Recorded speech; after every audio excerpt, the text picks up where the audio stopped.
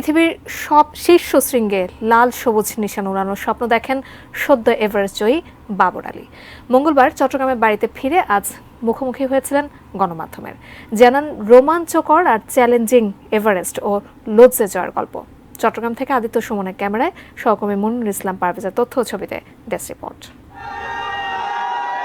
এভারেস্টের চূড়া ছুঁয়ে বীরের বেশে ফিরেছেন বাবর আলী। মঙ্গলবার রাতে কাঠমান্ডু থেকে ঢাকা হয়ে চট্টগ্রাম শাহ আমানত বিমানবন্দরে নামার পর পেলেন বীরোচিত সম্মাননা।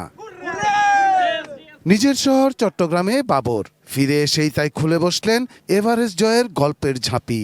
বুধবার দুপুরে সাংবাদিকদের সাথে আলাপচারিতায় জানান দুঃসাহসিক সেই অভিযানের কথা। জানান পৃথিবীর সর্বোচ্চ চূড়ায় দাঁড়িয়ে প্রায় 2.25 ঘন্টা উপভোগ করেছেন প্রকৃতির অপার সৌন্দর্য। ছিল ভয়ঙ্কর অভিজ্ঞতাও। এভারেস্ট থেকে নামার সময় আমি তুষার জড়ে পড়েছিলাম, যেটা প্রায় 2.5 ঘন্টা ছিল। একটা জায়গায় বসেছিলাম, একটা এক্সপোজড রিচ বা গিরিশিরাই, তো এমন একটা জায়গায় যেখানে কোথাও কোনো আড়াল নেই আর কি। তো ওই জায়গায় টানা যে বাতাস এবং তুষারের ঝাপটা, এইটা আমাকে মানে পুরো অভিযানে আমাকে ভয় পাইয়েছে বা চ্যালেঞ্জের মুখে ফেলেছে। এভারেস্ট জয়ের পাশাপাশি প্রথম বাংলাদেশি হিসেবে দুর্গম লোৎসে পর্বতও জয় করেন বাবর। একই অভিযানে 2টি 8000 মিটার পর্বত প্রথম জয়ের গৌরবও লেখা হলো তারই সাফল্যের খাতায়। তবে দুই শৃঙ্গের মধ্যে লোৎসে বিজয়কেই স্মরণীয় মনে করেন বাবর।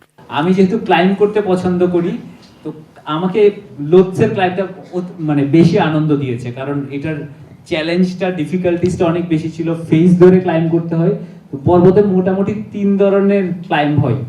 একটা হচ্ছে রিচ বা গিরিশিরা ধরে, দুই দিকে স্লোপ থাকে, ঢাল থাকে, এটা ফেস ধরে হয়।